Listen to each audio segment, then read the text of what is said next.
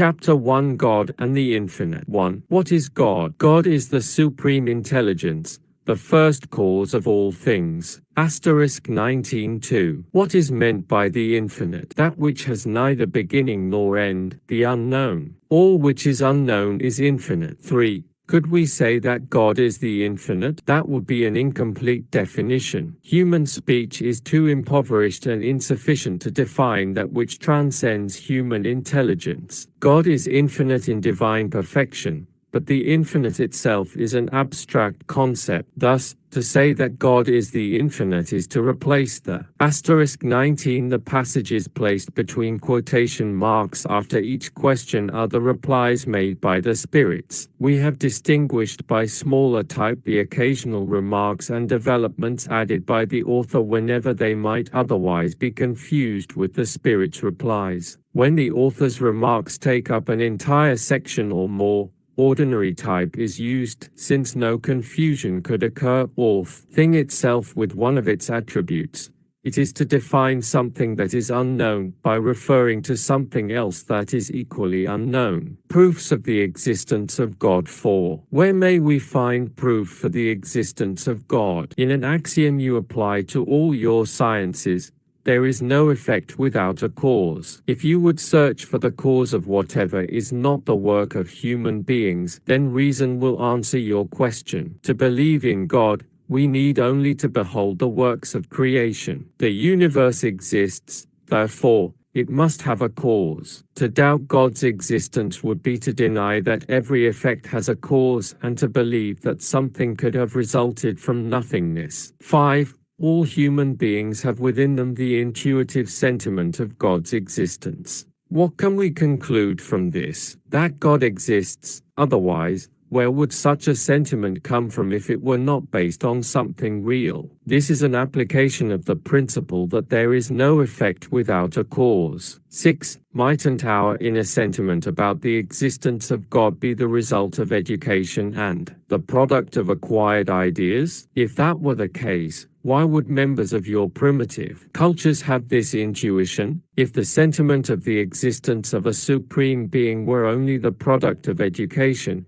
it would not be universal. Like all scientific ideas, it would only exist in the minds of those who received such education. 7. Could we find the first cause of the formation of things in the innermost properties of matter? Even if you could, what in turn would be the cause of those properties? There must always be a first cause. To attribute the first formation of things to the innermost properties of matter would be to mistake the effect for the cause, since such properties are themselves an effect that must have had a prior cause. 8. What about the idea that attributes the first formation of all things to an accidental combination of matter, i.e. to chance? Another absurdity. How could anyone with any common sense believe that chance is an intelligent agent? Moreover, what is chance? Nothing. The harmony that governs the forces of the universe reveals certain set combinations and designs, and thus an intelligent power.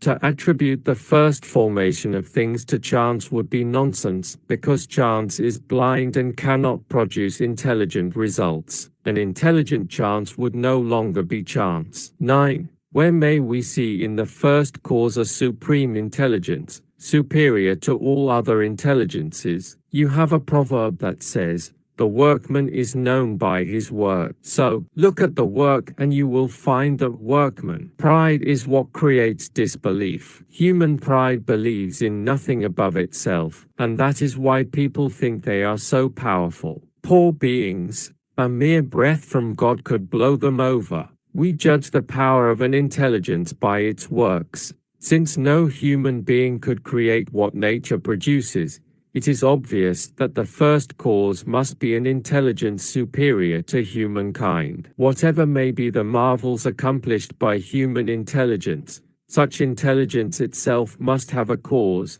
The greater the results, the greater the first cause must have been. No matter what name you give it, that intelligence is the first cause of all things. The attributes of the divinity. 10. Can human beings fathom God's innermost nature? No, they lack the aptitude to comprehend it. 11. Will they ever be able to fathom the mystery of the divinity, when their spirits are no longer eclipsed by matter, and when they have finally purified themselves enough to be able to approach God? Then they will see and comprehend God. The inferior nature of their faculties makes it impossible for human beings to fathom God's innermost nature. While humanity is in its infancy, people often confuse God with God's creatures, imputing to God their own imperfections. However, they ponder the nature of things more deeply as their moral sense develops, and thus they acquire a true, though always incomplete, idea of God that conforms more to reason. 12. Even though we cannot fathom God's innermost nature, can we get an idea of some of the divine perfections? Yes, some of them. Human beings comprehend them better only as they progressively overcome matter, but they can at least get glimpses of them through thought. 13. When we state that God is eternal, infinite, immutable, immaterial, one, all-powerful, and supremely just and good,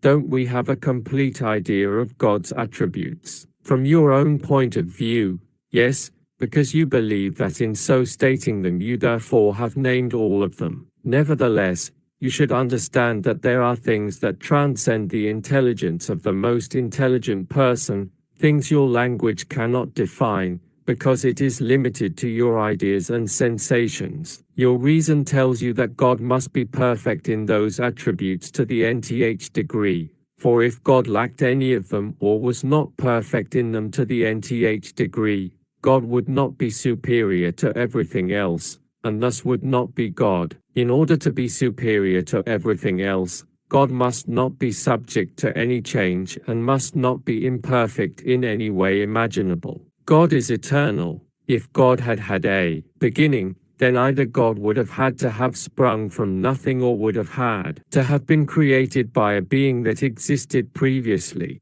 Reasoning in this way, we arrive little by little at the idea of eternity and the infinite. God is immutable. If God were subject to change, then the laws that govern the universe would have no stability. God is immaterial. This means that God's nature differs from everything we call matter. Otherwise, God would not be immutable but would be subject to the transformations of matter. God is one. If there were several gods, then there would be no unity of design or power in the organization of the universe. God is all-powerful because God is one. If God were not powerful above all else, it would mean that there was something more powerful or at least as powerful. It would mean that God might not have created all things, and those that God did not create would have had to have been the work of some other God. God is supremely just and good. The providential wisdom in the divine laws is revealed in the smallest things as well as in the largest, and this wisdom makes it impossible for us to doubt either God's justice or goodness. Pantheism 14. Is God a distinct being,